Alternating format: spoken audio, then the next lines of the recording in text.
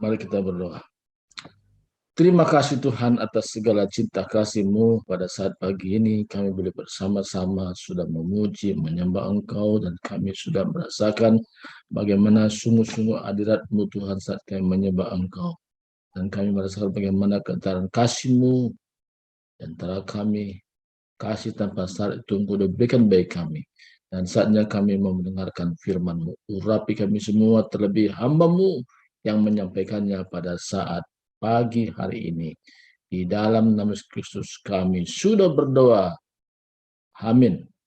Saudara kasih Tuhan, pada hari kemarin, hari Selasa, yaitu kita belajar tentang hidup oleh roh.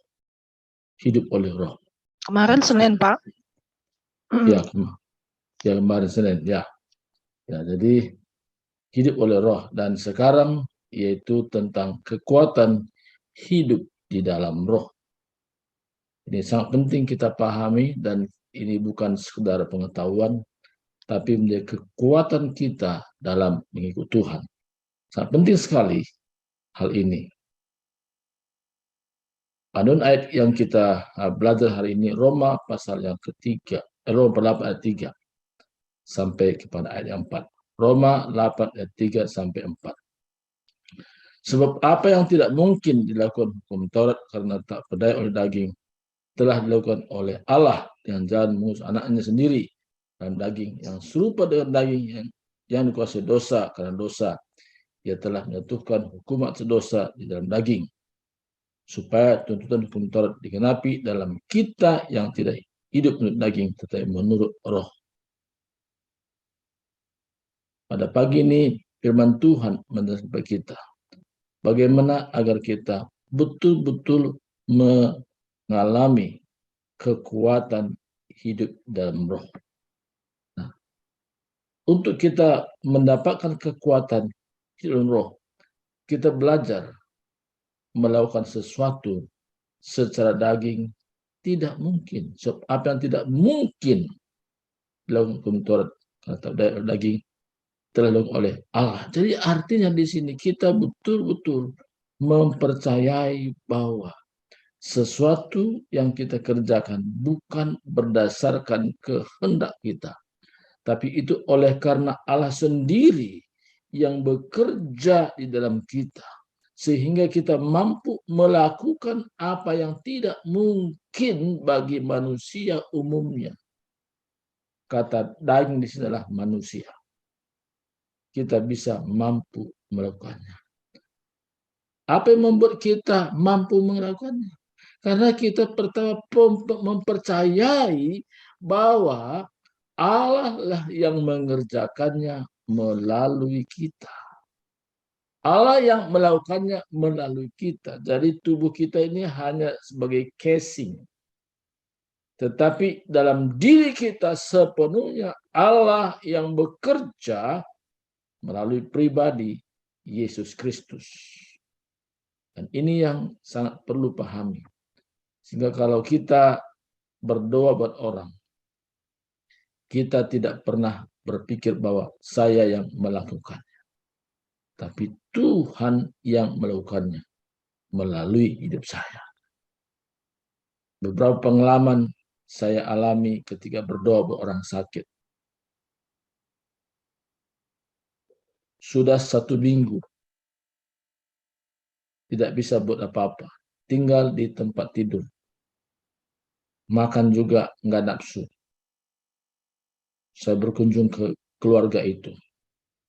Saya tanya, di mana yang sakit? Di tempat tidur. Sedikit saya sampaikan firman Tuhan. Ketika mempercayai firman Tuhan itu, dan kami sama-sama berdoa. Ketika selesai berdoa, amin, kesembuhan terjadi. Siapa yang menyembuhkan? Bukan saya, tapi Tuhan yang bekerja melalui hidup saya. Demikian juga halnya kalau sudah berdoa orang sakit juga.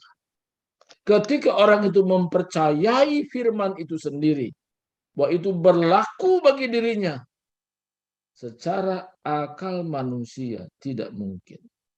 Bagaimana mungkin tanpa ada obat bisa sembuh? Hanya pegang saja pundaknya atau pegang kepalanya. Berdoa dalam nama Yesus Kristus. Terjadi sesuatu yang luar biasa. Yang sakit sembuh, saudara. Artinya di sini, saudaraku, bahwa kita mempercayai apa yang tidak mungkin. Kalau kita berpikir, tidak mungkin sembuh, tidak mungkin terjadi, itu kita belum menerapkan namanya kekuatan hidup dalam roh. Jadi kita beralih dari dunia di mana kita secara natural, kita akan berpindah kepada kehidupan supernatural. Suatu kehidupan yang melampaui hidup yang biasa-biasa. Dan ini yang Tuhan mau kerjakan di antara kita, sehingga kita ini menjadi hamba Tuhan yang luar biasa, karena Yesus Kristus itu luar biasa, dan Tuhan mengerjakan melalui kita sesuatu yang luar biasa juga. Ini yang Tuhan mau kerjakan, khususnya buat komunitas The Power of Love.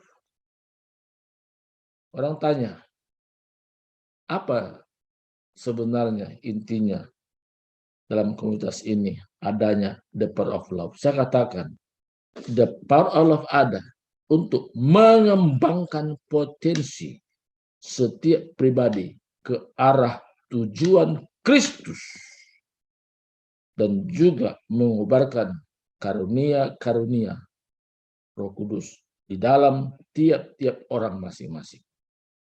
Nah, ini tujuan Tuhan.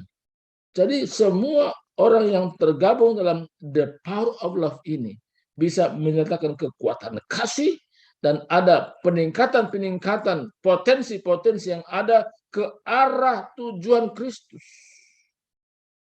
Jadi hari ini tema kita kekuatan di dalam roh, yaitu pertama kita mempercayai apa yang tidak mungkin.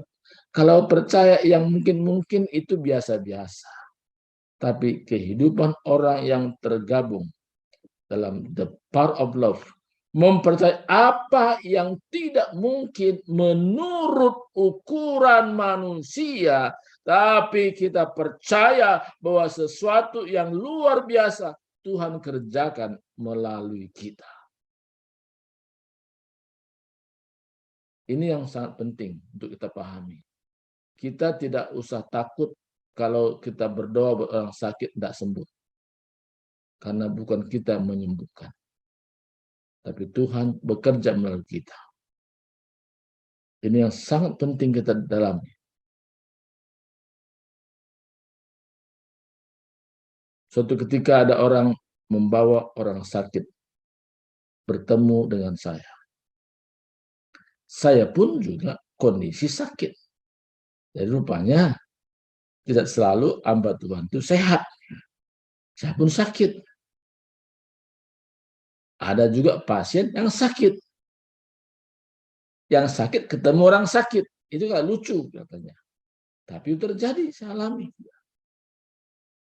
Saya bilang, Pak Pendeta, ini anak saya sakit demam. Sudah diberitahu berapa hari demamnya nggak turun. Mungkin kalau dulu udah langsung orang bilang COVID ya. Kalau sekarang nih kondisinya, dulu kan nggak ada nama COVID, ya udah demam aja. Sekarang sedikit kan COVID begitu, satu demam COVID ya. Nah, kalau dulu nggak ada seperti itu. Jadi saudaraku, apa yang saya lakukan? Saya hanya buka firman Tuhan.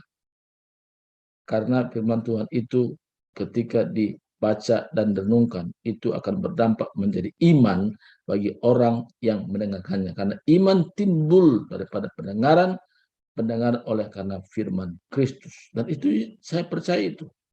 Ketika saya sampaikan jelaskan sedikit tentang bagaimana iman mempercayai apa yang tidak mungkin itu menjadi mungkin. Dan mereka percaya, terutama orang tuanya yang membawa anak ini. Kami berdoa. Sudah selesai berdoa. Lalu baru ngobrol-ngobrol. Pulang sudah sembuh. Sembuh total. Artinya di sini saudaraku, kekuatan di dalam roh kita mempercayai bahwa Tuhan bersama dengan kita. Tuhan sanggup mengerjakan apa yang tidak mungkin menurut ukur manusia. Bagi Tuhan semuanya mungkin. Ini yang kita perlu percaya. Saya baca tadi kembali ya. Apa yang tidak mungkin lawan hukum Taurat karena tak berdaya berdaging, dilakukan oleh Allah dengan jalan mengutus anaknya sendiri dalam daging. Jadi Yesus Kristus tinggalkan surga, datang ke dunia. Tujuannya supaya kita diperlengkapi. Pertama, dalam hal apa, saudara? Kita yang tadinya merasa orang berdosa, karena kita tahu bahwa kita tidak luput dari dosa. Ini pertama dulu. Tapi Yesus sudah mengerjakannya di kayu salib. Waktu Yesus katakan, selesai, perkataan terakhir dilakukan. Artinya proses hukuman dosa yang manusia harus alami, tapi Yesus menggantikannya ke salib. Itu sudah selesai. It's finished. Artinya kita percaya dengan iman bahwa dosa kita sudah dipakukan di kayu salib. Dan kita bukan lagi dibilang orang berdosa, tapi orang yang sudah dibenarkan karena Yesus Kristus. Dengan jalan demikian, dalam hati kita tidak lagi tertuduh saya orang berdosa. Perasaan tertuduh orang berdosa hilang. Kita adalah orang yang sudah benarkan. Jadi maka dengan kekuatan inilah kita kemana-mana pergi, kemana-mana berangkat, dan kita berpikir apa yang menjadi rencana Tuhan, apa yang menjadi pikiran Tuhan, apa yang menjadi perasaan Tuhan ketika saya melangkah bertemu dengan jiwa-jiwa. Jadi kita berfokus memikirkan apa yang Tuhan pikirkan. Belajar merasakan apa yang Tuhan rasakan. Tuhan sedih kalau melihat orang hidup dalam dosa. Dan siapa yang memberitakan kepada mereka? Kita yang sudah memahami itu. Bahwa Kristus telah mati buat semua orang supaya mereka hidup, tidak lagi hidup untuk dirinya sendiri, tapi untuk Yesus yang telah mati dan telah dibangkitkan. Saudaraku, kalau ini kita mengerti, maka kita tahu sejak itu kita sudah menjadi hamba Tuhan. Saya tidak katakan pendeta ya, tapi sudah menjadi hamba Tuhan. Apa bedanya pendeta dengan hamba Tuhan? Pendeta oleh karena organisasi yang mengangkat. Hamba Tuhan oleh karena pengabdiannya kepada Tuhan, penyerahan dirinya total kepada Tuhan, dan dia rindu dipakai Tuhan, dan Tuhan mengerjakannya dan dirinya. Karena kerinduan setiap orang itu Tuhan lihat ke dasar hati terdalam, dan Tuhan mengerjakannya. Dilakukan Tuhan. Untuk kita bisa hidup dalam roh dan kekuatan roh yang kita hidupi sekarang ini, bahwa apapun yang kita kerjakan berkaitan dengan pekerjaan Tuhan, Allah yang mengerjakannya di dalam kita. Dan kita tidak perlu takut gagal. Dan kita tidak perlu mikirkan, aduh nanti bagaimana kalau nggak terjadi apa-apa. Dulu saya sebelum mengerti rahasia ini, saya takut berdoa buat orang kerasukan. Karena bisa orang itu dalam kondisi kurang sadar, bisa mencekik orang, bisa menunjang orang dan macam-macam. Tapi saya berdoa, Tuhan, berikan aku rasa percaya diri yang kuat. Ketika saya menghadapi orang yang kerasukan, dan Roh Tuhan bekerja. Dan Roh Tuhan bekerja dan menjelaskan dalam hati saya bahwa kuasa Roh Tuhan itu jauh melampaui segala kuasa yang ada dalam dunia ini. Roh yang ada padamu lebih besar daripada roh yang ada di dunia ini. Wah, saya bilang mantap banget. Nah, Suatu ketika saya diuji, saudara. Ada orang yang kerasukan. Saya diperhadapkan orang kerasukan. Karena saya mempercayai bahwa bukan saya yang melakukannya, tapi Tuhan yang mengerjakannya dalam diri saya. Ketika saya bertemu dengan orang itu, tidak lama proses saya berdoa. Orang itu dibebaskan dari segala ikatan-ikatan roh jahat. Dan komplit dan bebas sempurna. Kenapa? Karena bukan saya ngerjakan. Saya hanya memperkatakan. Dan terjadi kebebasan bagi orang itu. Kalau ini terjadi bagi saya, terlebih juga terjadi bagi saudara. Karena saudara sudah mempercayainya bahwa segala dosa saudara Tuhan sudah selesaikan di kayu salib, dan sejak itu saudara bukan lagi dibilang orang berdosa, tapi orang sudah benarkan darah Yesus Kristus sudah membayar lunas segala utang dosa kita. Dan sejak itu kita betul-betul konsentrasi bahwa aku hidup, bukannya aku lagi hidup, tetapi Kristus. Tapi Kristus yang hidup di dalamku. Ini sangat penting. Jadi pengertian ini yang sangat penting kita pahami. Jadi kekuatan kita dalam roh, bahwa Kristus yang hidup dalam kita. Jadi Yesus itu bukan ada di tempat jauh. Sehingga kita tidak lagi berkata, mari masuk, mari masuk. Karena Yesus sudah menyatu dengan kita. Unity in the Spirit. Dan ini yang Tuhan kerjakan dalam kondisi sekarang ini. Kalau kita meyakini itu sepenuhnya, maka kita akan menjadi pelayan Tuhan yang handal dan luar biasa. Sehingga tuntutan hukum Taurat tidak lagi berlaku buat kita. Kenapa nggak berlaku? Karena Yesus sendiri sudah mengerjakan segala tuntutan hukum Taurat itu. Karena tidak ada satu manusia pun mampu melakukannya. Tapi Yesus mengambil alih tuntutan itu. Dan hidup yang kita hidup sekarang ini bukan hidup dalam dosa, tapi hidup dalam kebenaran. Dalam pikiran kita, dalam alam pikiran kita, di dalam hati kita sepenuhnya. Aku resmi menjadi anak Allah. Bukan karena daging, tetapi karena kita percaya kepada Yesus Kristus yang sudah menyelesaikan dosa kita. Saudaraku, kalau kita sudah menerapkan nilai-nilai ini, saya percaya apa yang tidak mungkin menurut manusia itu menjadi mungkin. Dan Tuhan yang mengerjakannya dalam saya. Dan semua dosa saya Tuhan sudah bereskan kayu salib. Dan kita bisa berkata kepada siapapun bahwa tuntutan hukum Taurat tidak berlaku lagi buat saya. Karena Yesus sudah kerjakan di kayu salib. Dengan jalan demikian, saudaraku, kekuatan hidup dalam roh ini menjadi bagian kita.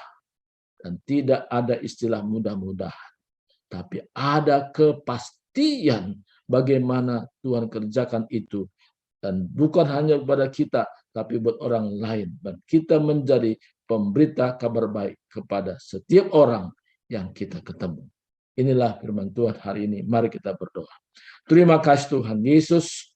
Hamba-Mu sangat terbatas menjelaskan tentang apa yang Tuhan sudah kerjakan. Dan kami percaya Tuhan bahwa Engkau Yesus yang sudah mati 2000 tahun yang lalu. Bukan berada di tempat jauh, tapi sudah menyatu dengan kami.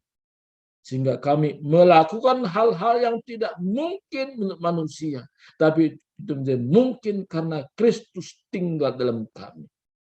Dan kami juga percaya bahwa segala hukuman dosa yang sepatutnya kami alami, tapi Yesus sudah mengambil alih hukuman itu. Dan kami bebas dari dosa. Dan kami hidup dalam kehendak Allah. Kami hidup dalam kebenaran. yang Tuhan berikan bagi kami. Terima kasih Tuhan, mampukan kami semua menjadi pemberita-pemberita Injil. Kemanapun kami pergi, menyatakan tentang kasih-Mu tanpa syarat itu, berlaku buat semua orang. Apa yang kami alami, itu yang kami ceritakan. Apa yang kami ceritakan, itu kami alami. Terima kasih Tuhan, terpuji nama-Mu, dalam nama Kristus kami sudah berdoa dan bersyukur. Amin. Silakan kembali kepada yang meneruskan acara. Amin. Amin. Makasih Pak Surbakti untuk firman Tuhan yang disampaikan. Sekarang kita masuk dalam ruang kesaksian. Silakan Bapak Ibu yang mau bersaksi sehubungan dengan firman Tuhan yang baru saja kita dengarkan. Ya, Ibu Betrik. Silakan Ibu Betrik. Selamat pagi Bapak Ibu, terima kasih Pak Subakti untuk firman Tuhannya. Keras sedikit. Saya hanya ingin bersaksi bagaimana saya harus melewati rasa sakit yang luar biasa. Tapi rasa sakit yang saya rasa, saya pikir itu tidak seimbang dengan rasa sakit yang Tuhan Yesus rasakan di kayu salib untuk mengampuni kita semua. Kejadiannya itu 11 tahun yang lalu, di saat saya usia 48 tahun, di mana saya harus mengalami suatu sakit yang sungguh-sungguh luar biasa, sampai mau disentuh badan saya pun itu tidak bisa. Karena sakit yang akhirnya saya harus dirawat, akhirnya saya menerima saat itu vonis saya bahwa jadi ada melalui beberapa tahap pemeriksaan sampai general check up jantung semua diperiksa. Ternyata saya harus divonis saya hidup dengan 1 ginjal. Jadi itu bukan karena dioperasi atau apa, tapi karena saya hanya punya 1 ginjal yang Tuhan kasih. Baru diketahui pada usia saya 49 tahun, saya hanya punya 1 ginjal dari sejak bayi. Jadi saya punya kelainan itu aja. Nah, mulai saat itu saya bagaimana saya harus menjaga pola hidup saya. Vonis dokter saya harus tidak boleh terlalu berat dalam hal bekerja atau dengan pola makan yang harus saya jaga ketat. Saya harus hindari beberapa banyak aturan yang sudah dikasih sama dokter. Jadi saya merasakan waktu itu, wah, ternyata saya manusia yang cacat.